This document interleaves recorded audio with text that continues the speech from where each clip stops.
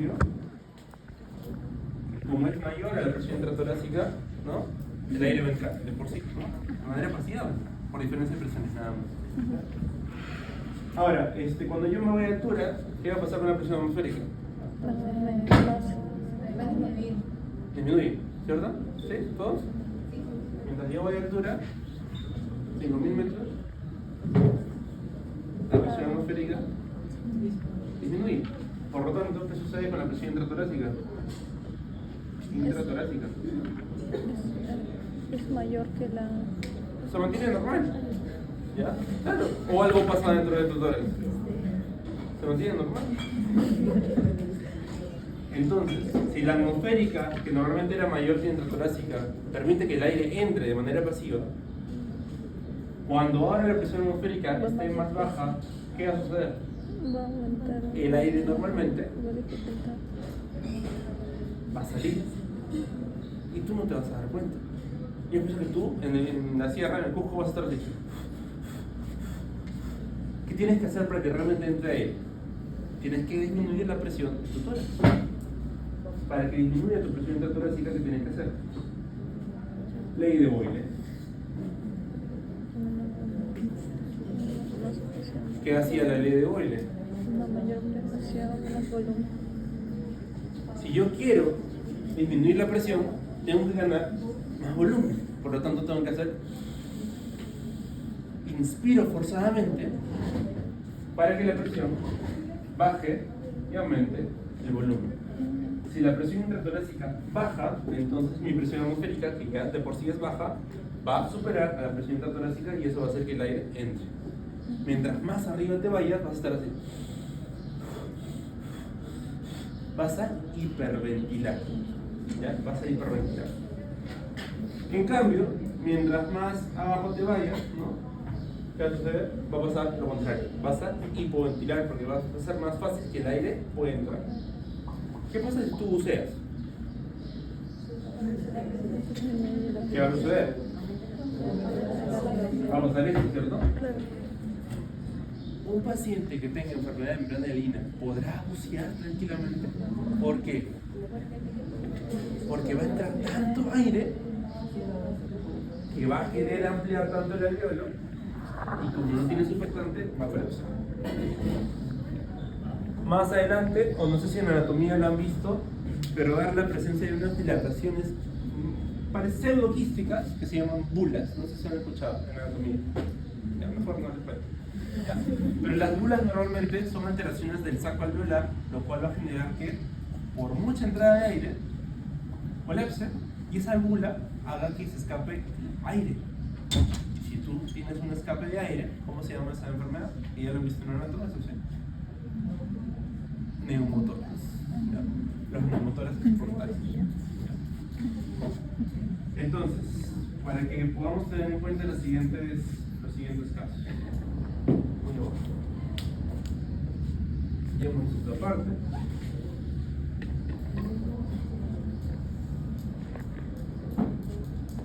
Vamos a ver esto de acá.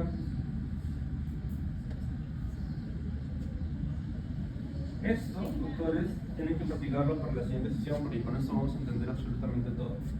Esto se llama la barrera alveolo capilar. Y esto es lo que ustedes han puesto en su diapositiva. No sé por qué la han puesto sin haberla leído. No, eso está ahí. Eso explica la ley de Fick. La ley de Fick tiene varios principios teóricos y prácticos, los cuales a grandes rasgos me dicen que a mayor cantidad de concentración de gases va a haber una mayor y mejor difusión de esto. ¿Qué quiere decir? Esta barrera tiene a mi alveolo, a mi intersticio y a mi capilar. El alveolo lo que va a tener es entrada de aire, por lo tanto es una ventilación. El intersticio lo que va a generar es la difusión, o sea, intercambio gaseoso. Y el capilar lo que me va a dar es la perfusión. Tengo tres constantes. Todo esto, ¿qué me va a dar? Ventilación, difusión y perfusión. Los tres me van a dar la respiración. ¿Ya? No, la respiración y ventilación es lo mismo.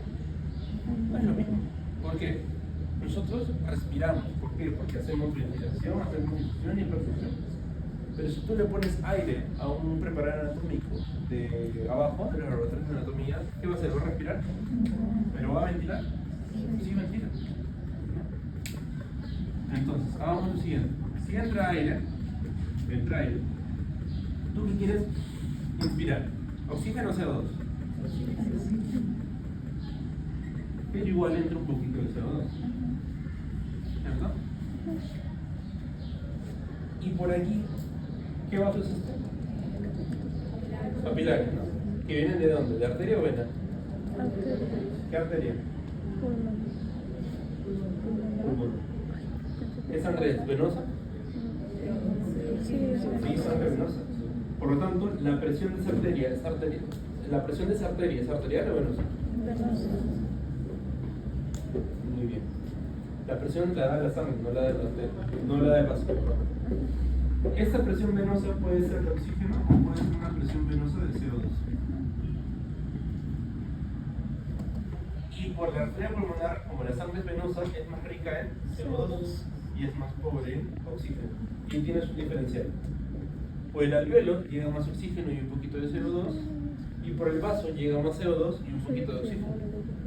¿Qué quiere decir? Que por ley de Fick, la gradiente de concentración diferente de los gases va a permitir que este CO2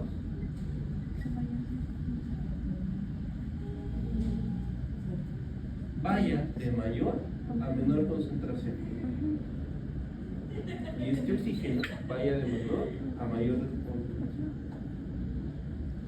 haciendo que se dé la famosa difusión o hematosis. Para que se cumpla esa ecuación, yo necesito tener una área del alvéolo grande normalmente, para que tenga buena concentración, y necesito que la membrana se encuentre interna, o sea que mis neumocitos tipo 1 y tipo 2 se encuentren todo bien, para que permiten una buena difusión, un buen intercambio gaseoso. Así como también necesito que haya una buena perfusión. Si yo tengo un problema, como la enfermedad de la Brugada-Yaguina, ¿dónde está el problema? ¿En la ventilación, en la difusión o en la perfusión? En la difusión, ¿por qué? No se puede. Porque habíamos dicho, ¿qué habíamos dicho? ¿Y el surfactante está acá? No. ¿Dónde está entonces? En la ventilación. El surfactante se encuentra acá adentro. ¿Qué pasa si el paciente no tiene surfactante? Va a entrar aire. Sí, pero va a Se va a colapsar. infectar. Puede colapsar. Pero va a colapsar. Y cuando colapsa, estas membranas ya se alteran. El problema de la enfermedad de Brugada-Yaguina al principio es de ventilación. Vamos a ver la siguiente sesión que esto va a generar fibrosis. Y la fibrosis va a hacer que todo esto Colapsa porque recuerda que el surfactante obstruye el paso del oxígeno y el CO2 y por lo tanto la saturación empieza a bajar y no se ve una buena difusión. tanto aire que pinto. Todo eso es la ley de Fick, membrana alveolar capilar. ¿Ya? Es lo que vamos a ver la siguiente sesión. ¿Y eso es esto? ¿No? Es como una hipnosis. Si quieres llamarlo así, sí, ya. Es por diferencial de gradiente de concentración de gases.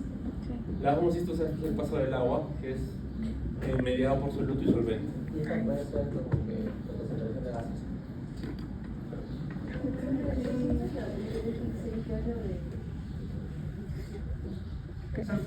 La ley de Fick explica la difusión. O sea, el alvéolo tiene que ser grande, ¿no? Tiene que haber una buena concentración de oxígeno y de CO2, tiene que haber un buen coeficiente de difusión. Recuerda que el que tiene más coeficiente de difusión es el dióxido de carbono. Exacto, son las variables para determinar que el aire pueda pasar o no. O sea, tú necesitas que haya mucho oxígeno en el alvéolo para que pueda ir a donde hay menos oxígeno, por ejemplo en el capilar.